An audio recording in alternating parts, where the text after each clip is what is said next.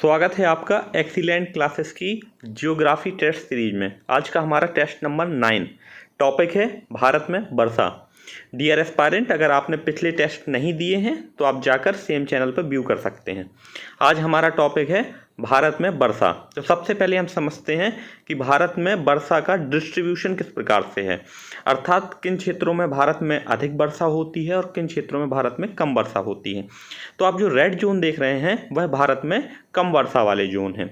वर्षा कम होने का कारण वृष्टि छाया प्रदेश है, जो कि हम डिटेल में समझेंगे। भारत में वर्षा मुख्यतः 2 ऋतुओं में होती है। पहली ऋतु ग्रीष्म ऋतु जो 1 जून से 15 सितंबर तक, और दूसरा शीत ऋतु जो 20 दिसंबर से 15 मार्च तक। जो हमारा दक्षिण पश्चिम मानसून है वो ग्रीष्म ऋतु में वर्षा कराता है और उत्तर पूर्वी और उत्तर पश्चिमी विक्षोभ शीत ऋतु में। आइए हम वृष्टि छाया प्रदेश को डिटेल्स में समझते हैं कि यह वृष्टि छाया प्रदेश होता क्या है। मानसूनी हवाएं जब पर्वत के सम्मुख ढाल पर चलती हैं तो खूब वर्षा करती हैं। जैसे कि आप लेफ्ट हैंड साइड देख पा रहे होंगे, मानसूनी हवाएं पर्वत की तरफ आ रही हैं। तो जब ये पर्वत की तरफ आती हैं तो ये खूब वर्षा करती हैं, लेकिन जब ये पर्वत के विमुख होती हैं तो या तो वर्षा बिल्कुल नहीं करती हैं या वर्षा नामात्र की होती है। इसका मुख्य कारण है जब ढाल के सहारे हवाएं उठती हैं तो उनके टेम्परेचर में कमी आती है, जिसे एडियाबेटिक टेम्परेचर ड्रॉप कहते हैं। जैसे ही हवाओं को ऊपर उठना होता है उनमें नमी की धारण करने की क्षमता कम हो जाती है और परिणाम स्वरूप वर्षा होती है। परंतु इसके विपरीत जब ये हवाएं ऊंचाई पर पहुंच जाती हैं तो उनका टेम्परेचर मिनिमम पर पहुंच जाता है। उसके बाद हवाओं से वर्षा नहीं होती है, क्योंकि उनकी पूरी नमी वर्षा के रूप में गिर चुकी होती है। यही कारण है कि पवन के सम्मुख चोटी पर वर्षा होती है और पवन के विमुख चोटी पर बिल्कुल भी वर्षा नहीं होती है। उस ढाल को कहते हैं वृष्टि छाया प्रदेश। तो यही कारण है कि हमारा आंध्र प्रदेश का जो एरिया है, लेह का एरिया है, और अरुणाचल प्रदेश का जो नीचे वाला त्रिपुरा मिजोरम वाला एरिया है, वृष्टि छाया प्रदेश है बेसिकली। और इसके अलावा कुछ एरिया ऐसे हैं हमारे जहां पर बादल ट्रैप हो जाते हैं, अर्थात फंस जाते हैं। जैसे कि चेरापूंजी का माथेरान नामक स्थान, यहाँ पर विश्व में सर्वाधिक वर्षा होती है। आप जो रेड जोन देख रहे हैं प्रायद्वीपीय भारत में नीचे की तरफ आंध्र प्रदेश वाला एरिया, वह बेसिकली वृष्टि छाया प्रदेश है। और पवन सम्मुख प्रदेश केरल है जो ग्रीन से है, तो वहाँ पर सबसे वर्षा होती है। आइए इसका प्रभाव हम अल नीनो ला नीनो से भी समझते हैं कि अल नीनो और ला नीनो जैसी जल धाराएं किस तरह से भारत के मानसून पर प्रभाव डालती हैं। आइए इसको हम डिटेल से समझते हैं। अल नीनो और ला नीनो क्या है? उष्णकटिबंधीय प्रशांत के भूमध्य क्षेत्र, अर्थात उष्णकटिबंध कौन सा क्षेत्र है हमारा, जो 23 डिग्री से ऊपर पड़ता है। उसमें वायुमंडल स्थिति समुद्र के तापमान परिस्थिति में आए बदलाव के कारण समुद्री घटना को एल नीनो कहा जाता है। बेसिकली यह गर्म जल धारा है जो कि high density to low density, कोई भी हमारा जो प्रवाह होता है वह अधिक घनत्व से लो घनत्व की तरफ होता है। और जैसे ही हम किसी जल को गर्म करते हैं तो वह जल घनत्व में कम हो जाता है और ऊपर उठता है और उसका स्थान ठंडा पानी ले लेता है। जैसे कि हम घरों में पानी गर्म करते हैं तो संवहन प्रक्रिया के कारण गर्म जल ऊपर की तरफ उठता है और उसका स्थान ठंडा जल ले लेता है। अब यहाँ पर यह भी पूछा जा सकता है कि यह घटना कहाँ पर होती है, तो प्रशांत महासागर के भूमध्य क्षेत्र के उस स्थान में होती है जहाँ इक्वाडोर और पेरू नामक तटीय देश हैं। यह घटना कुछ अंतराल में होती है, प्रतिवर्ष नहीं होती है, यह अल्टरनेट ईयर्स में होती है। तो यह था हमारा मुख्य कारण। अब हम समझते हैं कि भारत में मुख्यतः वर्षा अरेबियन सागर से होती है। अरब सागर से जो हवाएं चलती हैं भारत में वह नमी लेकर आती हैं, चूँकि यह सबसे ज़्यादा केरल के तट से टकराती हैं। तो सर्वाधिक वर्षा वाला एरिया केरल का तट है और यह पवन सम्मुख है, और इसके विमुख आंध्र प्रदेश वाला एरिया वहाँ पवन विमुख है, अर्थात वह वृष्टि छाया प्रदेश है। अगला टॉपिक है हमारा पश्चिमी विक्षोभ।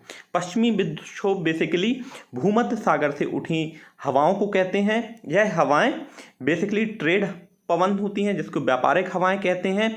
यह हवाएं बेसिकली सर्दियों के मौसम में चलती हैं और यह पाकिस्तान, अफगानिस्तान, तुर्कमेनिस्तान होते हुए भारत में प्रवेश करती हैं और यह भारत में सर्दियों के मौसम में वर्षा कराती हैं। उसकी एक शाखा चाइना की तरफ मुड़ जाती है और दूसरी शाखा भारत में प्रवेश कर जाती है, जो भारत में सर्दियों के मौसम में, चूंकि यह पश्चिम से आती हैं इसलिए इन्हें पछुआ जेठ धारा के नाम से भी जाना जाता है। उसकी एक धारा हिमालय के उत्तर में निकल जाती है जो चीन की तरफ जाती है, और दूसरी धारा हिमालय के दक्षिण में पश्चिम से पूर्व की ओर प्रवाहित होती हुई उत्तर भारत के मैदान में प्रवाहित होने लगती है। वास्तव में पछुआ जेठ धाराएं ठंड के मौसम में उत्तर भारत में मानसून में प्रभाव डालती हैं और वर्षा कराती हैं। यह था हमारा पश्चिमी विक्षोभ। आते हैं आज के हमारे क्विज सेक्शन पर। तो पहला क्वेश्चन है हमारा, राजस्थान एडमिनिस्ट्रेशन सर्विस से वर्षा की मात्रा किस पर निर्भर करती है? हवा के दबाव पर, वायुमंडल में नमी पर, जल चक्र पर या तापमान पर? तो राइट आंसर है डियर स्टूडेंट यहाँ पर वायुमंडल में नमी के कारण। नमी का कारण आइए हम डिटेल में समझते हैं। वर्षा एक प्रकार का संघनन, जब पृथ्वी की सतह से पानी बाष्पित होकर ऊपर उठता है और ठंडा होकर बूंदों के रूप में पृथ्वी पर गिरता है तो उसे ही वर्षा का नाम दिया जाता है। तो वर्षा की मात्रा बेसिकली वायुमंडल में नमी पर निर्भर करती है। तो यहाँ पर राइट आंसर हो जाएगा हमारा ऑप्शन नंबर बी। आते हैं क्वेश्चन नंबर 2 पर। किस हिमालय क्षेत्र में वर्षा काल में सर्वाधिक वर्षा होती है? डियर एस्पायरेंट्स, जैसे कि हमने देखा कि जो पश्चिमी विक्षोभ है उसकी एक धारा उत्तर की तरफ मुड़ जाती है और दूसरी जो दक्षिणी धारा होती है वह उत्तर भारत के मैदान में प्रवेश करती है। तो जो हमारी, आइए हम इसमें ग्रीन जोन के नाम से समझते हैं। ग्रीन जोन वहाँ हिमालय है, अर्थात हिमालय के पार का क्षेत्र है। वहाँ पर कौन कौन सी श्रेणियाँ हैं? काराकोरम, लद्दाख, जास्कर। वहाँ पर सर्वाधिक वर्षा होती है। उसका कारण भी पूछा जा सकता है, तो इसका कारण है पश्चिमी विक्षोभ। Right answer is here option B, बाहा हिमालय। यह यूपीएससी सीडीएस का पेपर था, बहुत ही आसान सा क्वेश्चन है। आते हैं क्वेश्चन नंबर 3 पर। झारखंड राज्य मुख्यतः किस जलवायु क्षेत्र के अंतर्गत आता है? यह झारखंड पीसीएस 2010 का क्वेश्चन है। आइए डिटेल्स में समझते हैं। झारखंड उष्णकटिबंधीय मानसून जलवायु का क्षेत्र है, अर्थात झारखंड की वार्षिक वर्षा 140 सेंटीमीटर होती है। प्रदेश का ज़्यादातर भाग छोटा नागपुर का पठार है, जो कोयला, दामोदर, ब्राह्मणखंड और स्वर्ण रेखा नदियों का उद्गम स्थल है। यहाँ सर्वाधिक जो मिनरल्स पाए जाते हैं डियर एस्पायरेंट, इंडिया में सबसे ज़्यादा जो मिनरल्स हैं वह छोटा नागपुर के पठार से मिलते हैं। तो राइट आंसर हो जाएगा उष्णकटिबंधीय मानसून। आते हैं क्वेश्चन नंबर 4 पर। भारत में प्रवेश करने वाले पश्चिमी विक्षोभ उत्पन्न होते हैं। जैसे कि हमने आज के वीडियो के स्टार्टिंग में ही समझा कि पश्चिमी विक्षोभ कहाँ से शुरू हो रहा था? भूमध्य सागर से। भूमध्य सागर से यह अफगानिस्तान, पाकिस्तान होते हुए भारत में प्रवेश करता है और हिमालय के कारण 2 शाखाओं में बढ़ जाता है। यह शाखा, ये जो उत्तरी शाखा है वह ट्रांस हिमालय होते हुए चीन में प्रवेश कर जाती है और दक्षिणी शाखा भारत में प्रवेश कर जाती है। तो बेसिकली ये कहाँ से उठता है? भूमध्य सागर से।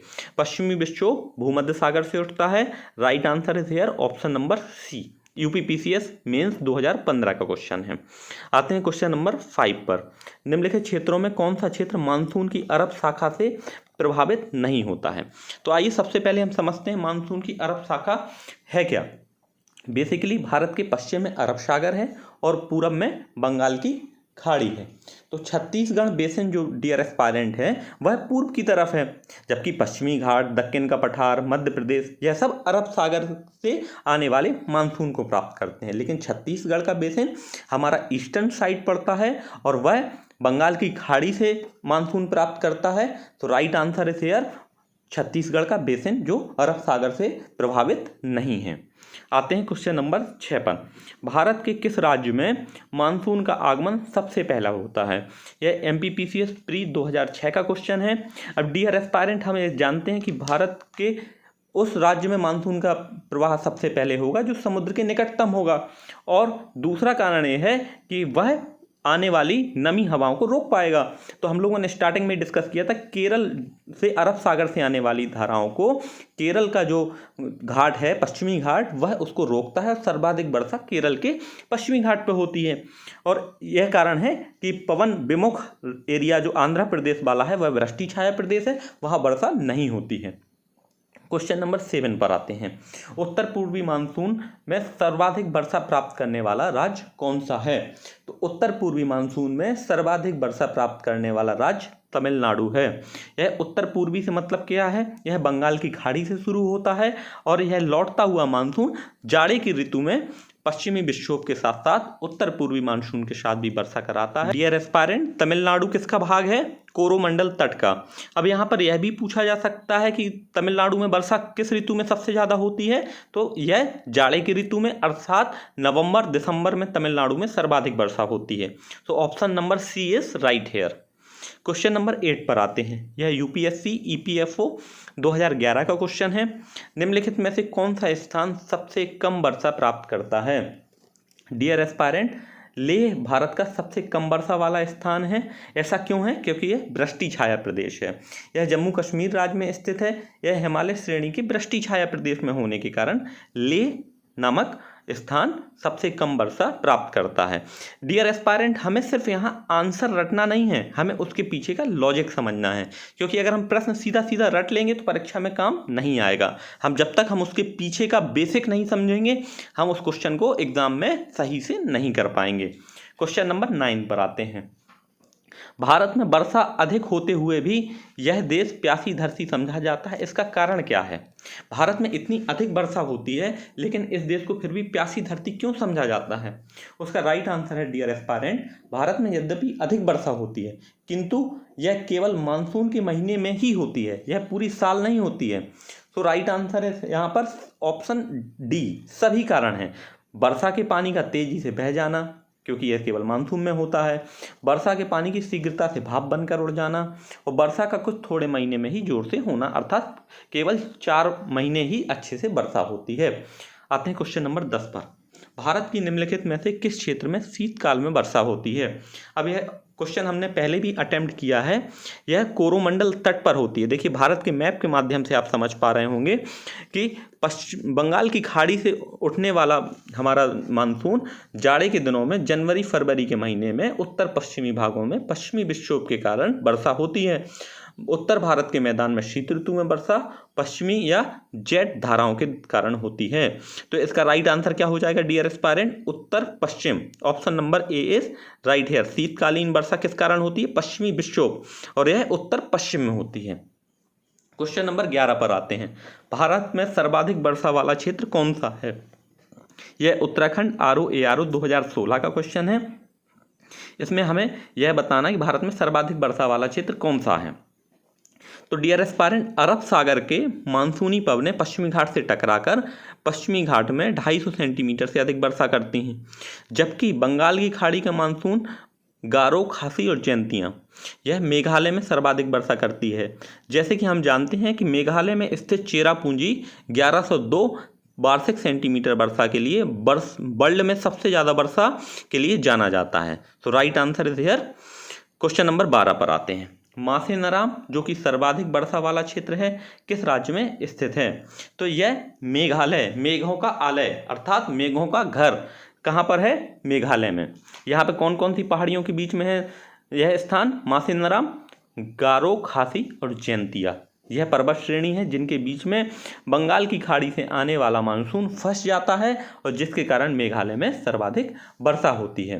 यह माथेरान मेघालय में स्थित है। यह राज्य पहले चेरापूंजी सबसे अधिक वर्षा वाला स्थान था, किंतु अब उसका स्थान माथेरान ने ले लिया है।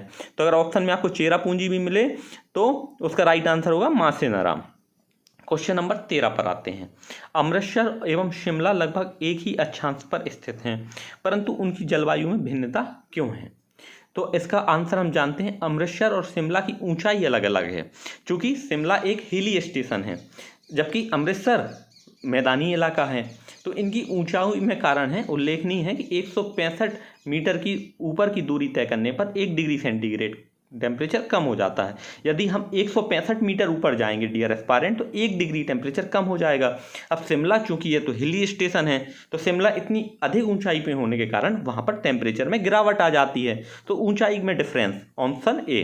क्वेश्चन नंबर 14 पर आते हैं। भारत में वर्तमान की असामान्य मौसमी अवस्थाओं के लिए उत्तरदायी क्या है?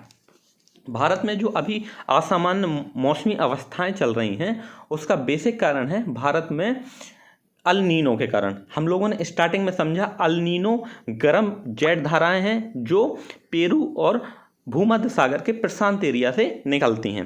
अभी यहाँ पर यह भी क्वेश्चन पूछा जा सकता है कि यह प्रतिवर्ष चलती हैं या अलग अलग समय में चलती हैं। तो राइट आंसर है यहाँ पर El Niño, option C is right here. Okay, आते हैं क्वेश्चन नंबर 15 पर। काल बैसाखी उत्पन्न होते हैं, ऑप्शन ए शीत ऋतु, वर्षा ऋतु, लौटते हुए मानसून काल या ग्रीष्म काल में। भारत में ग्रीष्म ऋतु 15 मार्च से 15 जून के मध्य होती है। यह ऋतु भारत में अधिकतम तापमान अंकित किया जाता है। तापमान की अधिकता के प्रभाव के फलस्वरूप हवाओं का संवहन धाराएं चलने लगती हैं। तो राइट आंसर इज हियर काल बैसाखी ग्रीष्म काल में चलती है। तो option number D is right here. अब यहाँ पर एक चीज़ और पूछी जा सकती है कि पंजाब और हरियाणा में इन धूल से चलने वाली आंधियों को उत्तर प्रदेश में लू के नाम से भी जाना जाता है। तो यहाँ पर गर्म हवाओं को, धूल भरी आंधियों को क्या कहा जाता है? लू। क्वेश्चन आज का हमारा लकी क्वेश्चन, जिसका आंसर देकर आपका नाम कमेंट सेक्शन में अनाउंस किया जाएगा। नदी पर विश्व के सबसे बड़ा द्वीप कौन सा है? यह क्वेश्चन हमने कल के क्विज में भी डिस्कस किया था और इसका राइट आंसर देकर आप बन सकते हैं लकी विनर। कल वहाँ पर राइट आंसर दिया है सोनू कुमार ने, आराधना सोनी ने, नेहा कुशवाहा ने। इतने लोगों ने करेक्ट आंसर दिया है। Thank you for so much interaction. बने रहिए, जुड़े रहिए और इसी तरह कमेंट के द्वारा हमें बताते रहिए आपकी तैयारी के बारे में। Thank you for watching. Have a awesome day.